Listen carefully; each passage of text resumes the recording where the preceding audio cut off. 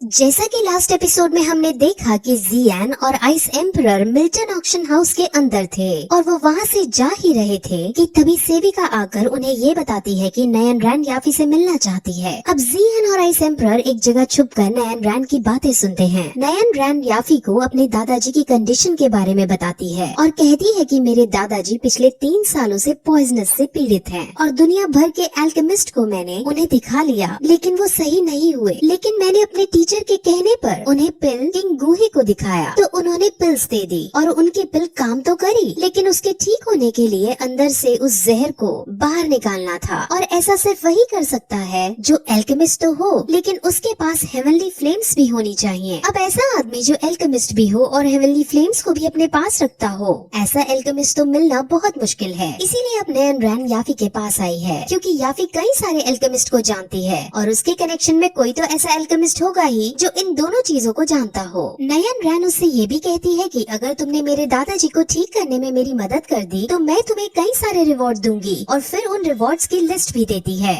अब याफी उसे ये कहकर भेज देती है कि अगर उसे ऐसा कोई आदमी मिलेगा तो वो जरूर नयन रैन के दादाजी को सही करने के लिए भेज देगी। अब जियान और आइस एम्परर बाहर निकलते हैं और याफी अब जियान को ध्यान से देखती है और उसे देखते ही समझ जाती है कि जियान एक एल्केमिस्ट है और इसके पास हेवनली फ्लेम्स भी हैं। वो कहती है कि नयन रैन के क्लैन में जाकर उसके दादाजी को सही करना चाहिए क्योंकि ऐसा करने पर वो तुम्हें बहुत से रिवॉर्ड्स देंगे और उनमें से एक रिवॉर्ड सोल बार को रेस्टोर करने की मेडिसिन के इंग्रेडिएंट्स हैं। अब जियान हालांकि नयन रैन से बहुत ज्यादा नफरत करता था लेकिन अब उसको इससे अच्छा मौका और कहीं नहीं दिखता, इसीलिए वो वहाँ जाने का डिसाइड करता है। याफी अब उसे एक मास्क देती है जिसे जियान का ऑरा छुप जाएगा और उसे कोई नहीं पहचान पाएगा कि ये जियान है। अब जियान मास्क को लेकर नयन रैन के क्लैन की तरफ बढ़ता है लेकिन रास्ते में तभी उसे वही आदमी मिलता है जिसे जी जूनियर ने जियान के पीछे लगा रखा था। वो जियान के सामने आकर कहता है कि आज मैं तुम्हें जिंदा नहीं छोड़ूंगा। जियान उससे पूछता है कि तुम आखिर हो कौन, जिस पर वो आदमी सिर्फ इतना कहता है कि इससे कोई फर्क नहीं कि मैं कौन हूँ, आज बस तुम्हारी मौत पक्की है। वो फुल जोश में अब जियान पर हमला करता है और जियान भी अब उससे फाइट करता है। दोनों में बहुत घमासान युद्ध चलता है जिसमें एट लास्ट जियान बेहोश हो जाता है। अब वो आदमी बहुत हंसता है और फिर अपना खंजर निकालकर जियान की तरफ बढ़ता है लेकिन जियान अब फिर से खड़ा होता है और उसका सामना करने के लिए तैयार हो जाता है। वो आदमी ये देखकर बहुत खुश होता है और कहता है कि जितना मैं सोचता था तुम उससे कई ज्यादा अच्छे हो। अब जियान फिर से दोनों तरह की फ्लेम्स को प्रोड्यूस करके और उन्हें मिक्स करके बुद्धा लोटस एंगर प्रिपेयर करने लगता है ताकि वो उसको मात दे सके। लेकिन तभी आइस एम्परर वहाँ आकर उसे रोक देते हैं और कहते हैं कि इससे मैं निपटता हूँ। वो अब उसी के स्टाइल में उस पर हमला करते हैं और दोनों के बीच फाइट शुरू होती है लेकिन इस फाइट में भी वो आदमी जीत रहा होता है। हालांकि वो जीत रहा होता है लेकिन फिर भी वो कहता है कि मेरा मिशन पूरा हुआ और अब मैं यहाँ से चलता हूँ। वो फिर वहाँ से चला जाता है। वही आइस एम्परर समझ जाते हैं कि ये जियान को मारने तो नहीं आया था। वही अब जियान अपने मास्क को पहनता है और आइस एम्परर से अलविदा लेकर यू लैंड सेक्ट के अंदर जाता है। वही आइस एम्परर वापस मिल्टर ऑक्शन में लौट आते हैं जहाँ मिल्टर ऑक्शन हाउस के चेयरमैन आते हैं। वो चेयरमैन आइस एम्परर के काफी पुराने दोस्त थे और जब उन्हें ये पता चलता है कि एल्डर ली ने याफी के साथ और आइस एम्परर के साथ बदतमीजी की है तो वो उसे इंचार्ज की पोजीशन से हटा देते हैं और उसे एक छोटी सी पोजीशन देकर भगा देते हैं। अब उस मिल्टर ऑक्शन हाउस का इंचार्ज याफी को बना दिया जाता है जिससे याफी बहुत खुश होती है। वही जियान लैंड सेक्ट के अंदर जाता है जहाँ कई सारे एल्केमिस्ट मौजूद थे। जियान अब उनके साथ बैठता है। अब नयन रैन के पापा वहाँ आते हैं और उन सभी एल्केमिस्ट को ये बताते हैं कि मेरे पिताजी को किंग पिल गूहे भी सही नहीं कर पाए, क्या कोई और है जो मेरे पिताजी को सही कर पाएगा। अब वहाँ कोई भी अपना हाथ खड़ा नहीं करता क्योंकि बड़े बड़े दिग्गज उनको ठीक नहीं कर पाए हैं। लेकिन तभी जियान अपना हाथ खड़ा करके कहता है कि मैं ट्राई करके देखना चाहता हूँ, जिस पर बाकी एल्केमिस्ट अब उसको बच्चा समझ उसका मजाक उड़ाने लगते हैं और कहते हैं कि रैंक 5 के एल्केमिस्ट तो खाली हाथ वापस लौट आए और तुम सेकंड रैंक के होके उन्हें ठीक कर पाओगे। अब नयन रैन के पिता को भी इस बच्चे पर शक होने लगता है लेकिन जियान भी अपना सिग्मा मेल है और वो टोट मारते हुए कहता है कि किंग पिल गूहे पर भी आपने क्या ऐसा ही शक किया था। अब उन दोनों में थोड़ी बहस सी होने लगती है लेकिन तभी वहाँ नयन रैन आती है और वो अपने डैड को शांत कराकर जियान से माफी मांगती है और कहती है कि मेरे पिता आप पर शक नहीं कर रहे हैं, आप प्लीज इसे पर्सनली ना ले। लेकिन अब भी उसके डैड उस पर शक ही कर रहे होते हैं इसलिए जियान अब तुरंत अपने हाथ से हेवनली फ्लेम प्रोड्यूस करता है। अब सब बहुत शॉक होते हैं क्योंकि नयन रैन को यही तो चाहिए था। था। अब जियान रैंक 2 का एल्केमिस्ट भी है और उसके पास हेवनली फ्लेम भी है। और ये देखकर नयन रैन के पिता अपने बिहेवियर के लिए माफी मांगते हैं और तुरंत उसे अपने पिताजी के पास ले जाते हैं। वहाँ जियान उनकी कंडीशन देखता है और कहता है कि पॉइजन बहुत टाइम से इनके शरीर में है, जिस वजह से अब इनको बचा पाना मुश्किल है। अगर मैंने इनका ट्रीटमेंट किया या तो ये बच जाएंगे या ये तुरंत मर जाएंगे। अब आपके ऊपर है कि आपको इन्हें पॉइजन से मारना है या फिर ट्रीटमेंट करके देखना है। अब ऑब्वियसली वो उसे ट्रीटमेंट करने को कहते हैं, जिस पर जियान ये कहकर कि आप बुरी से बुरी कंडीशन के लिए तैयार हो जाओ क्योंकि अब कुछ भी हो सकता है। जियान अब उनका ट्रीटमेंट शुरू करता है, जहाँ वो हेवनली फ्लेम प्रोड्यूस करके उनके शरीर के अंदर के पॉइजन को बाहर निकालने की कोशिश करता है। नयन रैन और उसके पिताजी उसकी इस स्किल और तरीके को देखकर उससे बहुत इम्प्रेस होते हैं। अब जब नयन रैन के पिता नयन रैन को जियान को घूरता हुआ देखते हैं तो वो उससे पूछते हैं कि क्या ये तुम्हें पसंद है, जिस पर नयन रैन हंसकर मना कर देती है। वहीं उसको इस ट्रीटमेंट करने में बहुत मेहनत लगती है क्योंकि पॉइजन बहुत सालों से उनके अंदर है, लेकिन एट लास्ट वो थोड़ा सा पॉइजन बाहर निकालकर उनको होश में ले आता है। वो ये नोटिस करता है कि पॉइजन उसकी फ्लेम के साथ घुलकर खुद के अंदर भी आ गया है, यानी अब जियान की फ्लेम पॉइजन फ्लेम भी प्रोड्यूस कर पा रही है।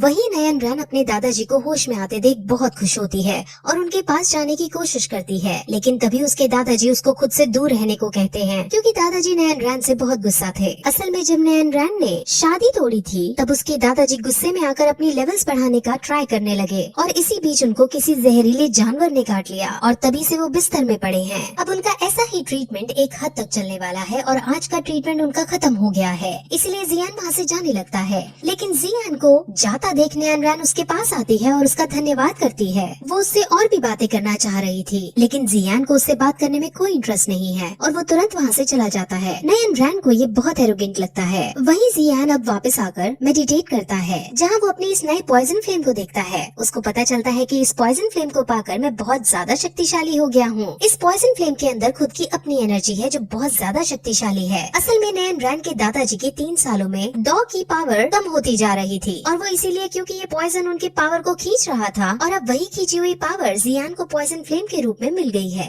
अब जियान के पास आइस एम्परर आते हैं जो उसकी बढ़ी हुई पावर को नोटिस करते हैं। वो उसके पास उसके फायर पॉइजन को देखते हैं। उसकी फायर पॉइजन हेवनली फ्लेम के साथ बहुत अच्छे से स्टैंड कर पा रही थी और जियान उसे बहुत शानदार तरीके से कंट्रोल भी कर पा रहा था। जियान अब इसकी पावर को चेक करने के लिए आइस एम्परर से फाइट करने लगता है और उनके ऊपर फायर पॉइजन का इस्तेमाल करता है। आइस एम्परर आइस की शील्ड बनाकर उससे बचते हैं, लेकिन फायर पॉइजन के आगे उनकी शील्ड टूट जाती है और जियान बहुत खुश होता है, लेकिन साथ ही साथ वो ये भी पूछता है कि इस पॉइजन से मैं तो बीमार नहीं होऊंगा ना, जिस पर आइस एम्परर जवाब देते हैं कि तुम्हारे पास हेवनली फ्लेम है जिसकी वजह से तुम पॉइजन से अफेक्ट नहीं होगे, इसीलिए ज्यादा टेंशन ना लो। अब फिर वो इस शहर के एक एल्केमिस्ट फेयर में जाता है जहाँ कई सारे एल्केमिस्ट सामान बेचने और खरीदने आते हैं। वहाँ दवाइयाँ और अलग अलग तरीके के इंग्रेडिएंट्स का बाजार लगा हुआ था। अब जियान भी वहाँ आता है क्योंकि इसे सोल रिस्टोर करने के लिए और भी इंग्रेडिएंट्स चाहिए थे। अब इस मेले में उसे ब्लैक रॉक सिटी की लिनफी नाम की लड़की भी मिलती है। ये लड़की जियान को पसंद करने लगी थी और ये हमेशा जियान पर लाइन मारती रहती थी। ये अब जियान को ज्वाइन करती है और उससे फ्लर्ट करके उसे पकाती रहती है। वो उसे 1 साल बाद मिली थी, जिस वजह से वो अब जियान के साथ पहले से भी ज्यादा बातें बनाने लगी थी। जियान उससे तंग आ जाता है और उससे पीछा छुड़ाने के लिए वहाँ से भागकर एक दुकान में चला जाता है, लेकिन वहाँ भी लिनफी जियान का पीछा करते हुए आ जाती है और उससे ये पूछकर तंग करने लगती है कि तुम मुझे वहाँ छोड़कर भाग क्यों आए। लिनफी कहती है कि मैं तुम्हारी शॉपिंग करने में मदद कर सकती हूँ, जिस पर जियान खुश होते हुए उससे पूछता है कि तुम्हें सोल रिस्टोर करने वाले इंग्रेडिएंट्स के बारे में कुछ पता है क्या, जिस पर लिनफी मना कर देती है और जियान समझ जाता है कि लिनफी किसी काम की नहीं। अब जियान उस शॉप से एक इंग्रेडिएंट खरीदने लगता है, लेकिन वो शॉपकीपर उसे बहुत ज्यादा दाम बढ़ाकर माल दे रहा था, जिस पर लिनफी उस शॉपकीपर की चीटिंग पकड़ लेती है और जियान अब उस शॉपकीपर से सामान नहीं खरीदता। वहीं अब हमें ब्लैक रॉक सिटी की ही नाम की लड़की दिखाते हैं जो एक शॉप से पीच ब्लॉसम फायर खरीदती है और उसके बदले में वो उसे एक खास मेडिसिन की रेसिपी देती है, लेकिन अब उस रेसिपी को लेने के बाद वो शॉपकीपर फ्रॉड कर जाता है। वो उस रेसिपी को देख लेता है और वो रेसिपी भी सही होती है, लेकिन वो उसे कहता है कि ये तो फेक रेसिपी है, मेरा आइटम मुझे वापस दो। अब इस तरह का फ्रॉड देखकर ज़ूमी को गुस्सा आ जाता है और वो शॉपकीपर से साफ मना कर देती है, जिस वजह से वहाँ अब उनके बीच बहस होने लगती है। उनके शोर को सुनकर वहाँ भीड़ इकट्ठी होने लगती है और अब वहाँ जियान और लिनफी भी आ पहुँचते हैं। लिनफी ज़ूमी से नफरत करती थी और उसे इस बार भी यही लगता है कि ज़ूमी ने फिर से लोगों को परेशान करना शुरू कर दिया है, इसीलिए वो सीधे अपने टीचर को बुलाने जाती है। वहीं जियान शॉपकीपर के फ्रॉड को समझ जाता है और वो उसको रोकने के लिए जाता है। वो शॉपकीपर जियान को देख उसका मजाक उड़ाने लगता है और फिर जब जियान भी पलटकर उसकी बेइज्जती करता है तब वो शॉपकीपर अपना हथियार उठाकर जियान को मारने बढ़ता है, लेकिन जियान उस शॉपकीपर के अटैक से बचकर उसको पीट डालता है। जियान को पीच ब्लॉसम फायर के पास एक जेड पीस दिखता है जो सोल रेस्टोर करने में मदद कर सकता था, इसलिए वो जेड पीस को खरीद लेता है और पीच ब्लॉसम फायर को उठाकर जूमी को वापस दे देता है। वहीं अब लिनफी के टीचर वहाँ आ पहुँचते हैं, जो जियान को फिर से देखकर बहुत खुश होते हैं। अगर आप भूल गए हो तो मैं बता दूं कि इन टीचर का नाम ओतो है। ओतो अब उसे अपने साथ अपने रूम में ले जाते हैं, जहाँ वो पहले उसकी खातिरदारी करते हैं और फिर उससे पूछते हैं कि यहाँ जो एल्केमिस्ट कंपटीशन होने वाला है तुम उसमें पार्ट लो। लेकिन जियान के पास अभी और भी अपने काम थे, जिस वजह से वो मना कर देता है। लेकिन अब ओतो उसे ये बताते हैं कि इस कंपटीशन में जीतने वाले को कई सारे इनाम दिए जाएंगे और उनमें से एक इनाम सोल रेस्टोर करने का इंग्रेडिएंट भी होगा। अब जैसे ही जियान ये सुनता है वैसे ही उसके आसपास का समय रुक जाता है। जियान को छोड़कर बाकी सब फ्रीज हो जाते हैं और जियान को समझ नहीं आता कि ये क्या हुआ। लेकिन तभी उसके अंदर से क्वीन मेडुसा बाहर निकल कर आती है और उसे कहती है कि इस कंपटीशन में जीतने वाले को स्पिरिट मेल्टिंग पिल मिलेगी, इसीलिए तुम इसमें भाग जरूर लेना। और अगर तुमने स्पिरिट मेल्टिंग पिल जीत कर मुझे दे दी तो मैं तुम्हें जान से नहीं मारूंगी। अब जियान उसे कहता है कि ठीक है मैं दे दूंगा, लेकिन हर बार जान से मारने की बात करना जरूरी नहीं है। अब क्वीन मेडुसा फिर से उसके शरीर के अंदर चली जाती है और टाइम फिर से चलने लगता है। अब जियान ब्लैक रॉक सिटी की तरफ से इस कंपटीशन में भाग लेने को रेडी हो जाता है, लेकिन जियान अपनी एक शर्त रखता है जिसके अकॉर्डिंग वो अपना नाम पब्लिकली नहीं करेगा, जिस पर ओतो मान जाते हैं और ओतो और उनके साथी अब जियान के पार्टिसिपेट करने वाली बात को सुनकर बहुत खुश होते हैं। अब 3 दिन बाद जियान का मैच शुरू होने वाला था, इसीलिए अब वो पहले नेक्स्ट ट्रीटमेंट के लिए यूनैन सेक्ट के अंदर जाता है और ग्रैंडपा का ट्रीटमेंट करने लगता है। वहीं नयन रैन से मिलने गुहे का एक डिसाइपल जिसका नाम मास्टर ली है वो आता है। मास्टर ली ग्रैंडपा के लिए कुछ दवाई लाया था। मास्टर ली बहुत ज्यादा हैंडसम था और लड़कियां उस पर बहुत मरती थी। नयन रैन मास्टर ली से मिलती है और मास्टर ली उसे गुहे की दी हुई दवाई देता है और शोक प्रतीत करते हुए कहता है कि मेरे मास्टर गुहे तगीट एसिड के अंदर हेवनली फ्लेम्स की तलाश में गए थे, लेकिन वहाँ उन्हें वो नहीं मिल पाया था, जिस वजह से अब वो बिना हेवनली फ्लेम्स के ग्रैंडपा का ट्रीटमेंट नहीं कर पा रहे हैं। लेकिन नयन रैन उसे अपने ग्रैंडपा की कंडीशन के बारे में बताती है कि अब उनकी कंडीशन बेटर हो रही है। एक एल्केमिस्ट जो नई उम्र के हैं उसके पास हेवनली फ्लेम्स भी हैं और वो मेरे ग्रैंडपा का ट्रीटमेंट कर रहा है। मिस्टर ली को अब उस नई उम्र के एल्केमिस्ट के बारे में जानने की लालसा होती है और वो नयन रैन से उससे मिलने को कहते हैं, जिस पर नयन रैन उसे ग्रैंडपा के कमरे में ले जाती है। वहीं जियान अपना ट्रीटमेंट पूरा कर देता है और ग्रैंडपा जियान से बहुत खुश होते हैं। उन्हें ये पता चलता है कि जियान एल्केमिस्ट कंपटीशन में भाग ले रहा है, इसीलिए अब वो अपनी सेविका को वहाँ बुलाते हैं और जियान को बहुत तरह के मेडिसिनल इंग्रेडिएंट्स गिफ्ट के रूप में देते हैं ताकि जियान इनसे प्रैक्टिस कर सके। अब जियान उन सभी को लेकर कमरे से बाहर जाता है, जहाँ उसे नयन रैन और मिस्टर लियू दिखते हैं। मिस्टर लियू जियान से बात करते हैं और वो साइड में खड़े ग्रैंडपा की हालत भी देखते हैं जो अब बेहतर हो चुकी थी। मिस्टर लियू बहुत शॉक होते हैं और वो जियान से थोड़ा जेलस भी फील करते हैं। नयन रैन अब उससे और बात करना चाहती थी, लेकिन इस बार भी जियान नयन रैन को बाय बोलकर चला जाता है। मिस्टर लियू को यकीन नहीं होता कि इतनी छोटी उम्र में इसके पास हेवनली फ्लेम है, इसीलिए वो नयन रैन से पूछता है कि क्या सच में इसके पास हेवनली फ्लेम है, जिस पर नयन रैन हाँ करती है। अब नयन रैन मिस्टर लियू को बाहर छोड़कर आने लगती है, लेकिन तभी मिस्टर लियू उसे कहते हैं कि नयन रैन तुम्हें तो पता ही होगा कि मैं तुम्हारे लिए फीलिंग्स रखता हूँ। अब इससे पहले कि वो कुछ आगे बोल पाता नयन रैन उसे कहती है कि मुझे पता है, लेकिन तुम्हें भी शायद पता होगा कि मेरे कुछ रूल्स हैं। तुम्हारे पास अच्छी स्किल्स हैं, लेकिन अभी भी तुम मेरे रिक्वायरमेंट के अकॉर्डिंग फिट नहीं हो। शायद फ्यूचर में हमारा कुछ हो पाए, लेकिन अभी के लिए तुम सिर्फ मेरे एक नॉर्मल दोस्त ही हो। मेरा जीवन साथी कोई मेडिकोर लड़का नहीं हो सकता। अब मिस्टर लियू को इस बात से बहुत बुरा लगता है, लेकिन वो ये डिसाइड करते हैं कि वो एल्केमिस्ट कंपटीशन में भाग लेकर उसको जीतेंगे और अपने आप को नयन रैन के सामने प्रूव कर देंगे। वहीं अब जियान वापस मेडिटेट करना स्टार्ट करता है और इस बार पॉइजन उसकी बॉडी की नसों में पहुंच जाता है और तभी उसकी आंख सफेद हो जाती है और उसके पास उसे अपने मास्टर दिखते हैं। वो अपने मास्टर की तरफ भागता है, लेकिन तभी नयन रैन भी वहाँ आ जाती है जो जियान पर हमला करती है। जियान उस पर काउंटर अटैक करता है, लेकिन वो पाता है कि उसने यूजी पर अटैक किया है और वो जब पीछे हटता है तो वो देखता है कि नयन रैन ने यूजी और उसके मास्टर दोनों को फांसी पर चढ़ा दिया है और वो अब जियान को भी लावा में फेंक रही है।